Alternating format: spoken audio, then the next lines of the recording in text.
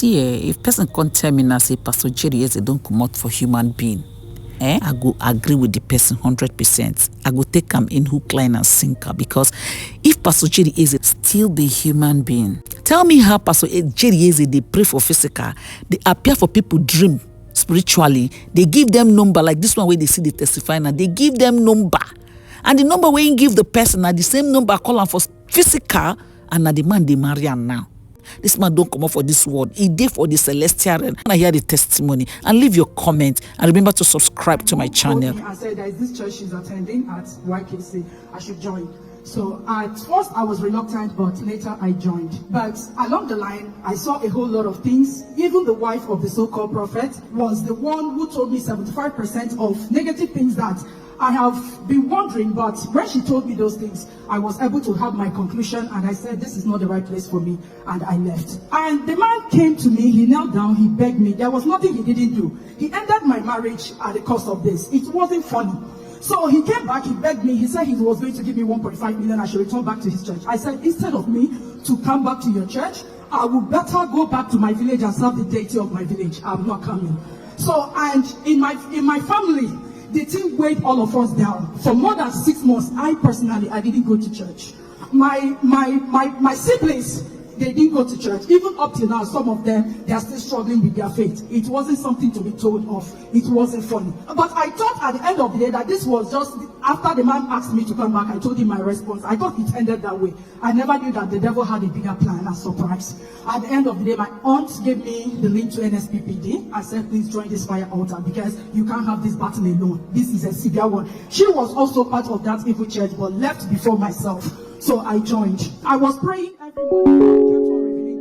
So it came one day, I had a dream. I woke up, I was supposed to pray, but the calls that were coming couldn't allow me to pray and cancel the dream. So at the end of the day, I just had my bait, drove off to Imo. On my way, very close, immediately this College of Agriculture, right now is a polytechnic, Imo State Polytechnic. Immediately after that place, that was when the accident happened.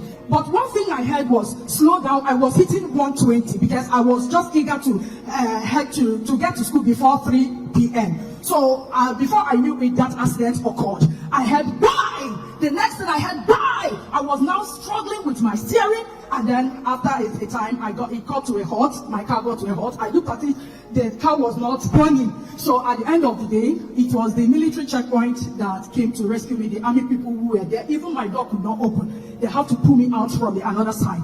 So I was in the hospital while I was receiving treatment. A call came from that. One of the members of that evil church called me and said, see, sister, I don't know where you are, but whatever you are doing, you need to pray very well, because our prophet said that before Sunday, the accident happened on Wednesday, and I was already in hospital Thursday, and then the call came on Thursday that before Sunday they will hear I have died.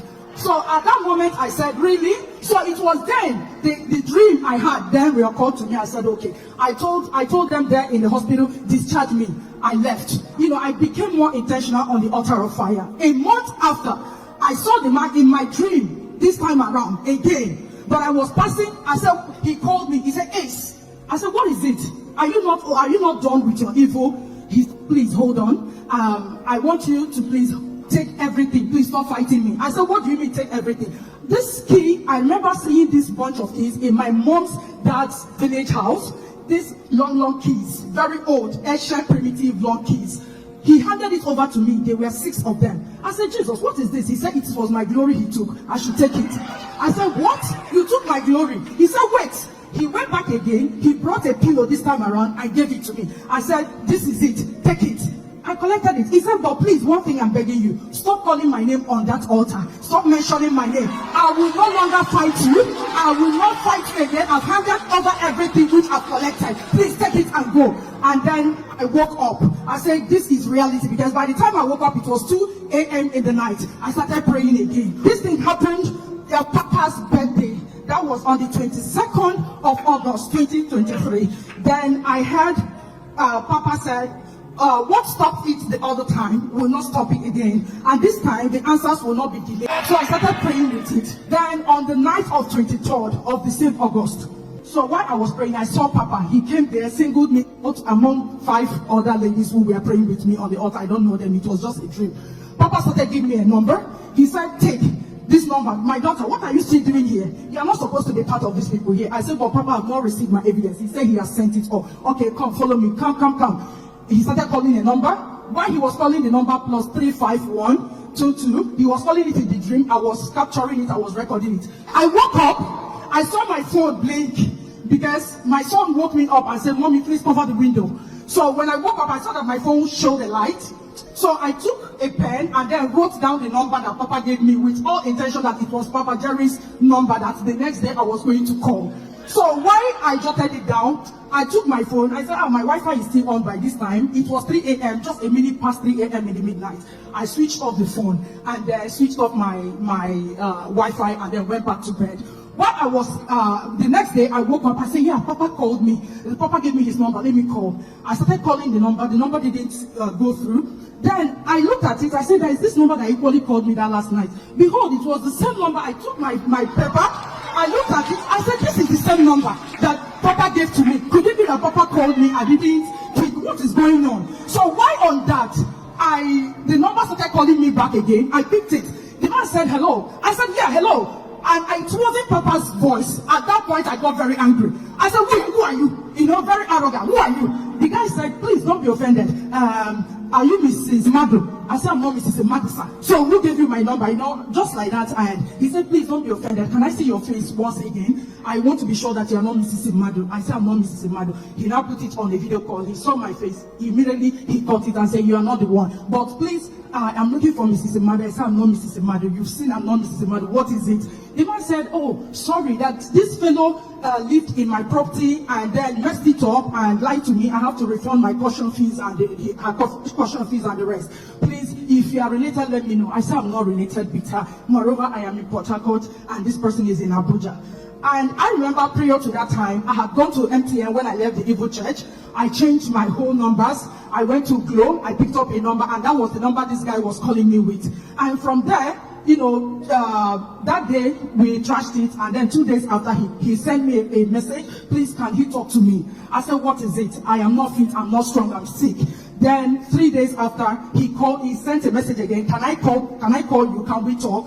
I am moved to talk with you. So from there, we started talking. Before you know it, the man said, oh, he's in for marriage, he's coming for marriage. So I was thinking it was a joke. Before you know what was going on, this man came back from Europe, then came to my house on the 30th of December 2023. I was thinking, oh, he was coming to collect the list. But by the time they showed him the list, he said, oh, that it's not even up to ₦1 million. Papa, can we start doing everything right away? My father said, marriage doesn't happen that way now. You have to go and come back. The man said, no, I don't need to wait. I'm sleeping over in Port Harcourt. Make arrangement for your people. If the money I'm going to give it, let everybody be gathered here. I'm calling my people. I was thinking it was a joke. The next day 31st, he slept over. The next day 31st, the man, he came. My people gathered, they were dealing him with intention, maybe letting them scare him away because they've never seen a thing like this. It was so sudden. But as they call 30, the man will give 80. They will call 100, the man will give 300. And everywhere, I mean, if you see Jesus, so as God may have it, everything took place. That in fact, even to make up, I didn't even know what clothes to wear. To make up was a problem. So I was still there trying to see if I could wear my makeup, little makeup, maybe lipstick. They started calling, come and hand over the wine to the man. Come and hand over.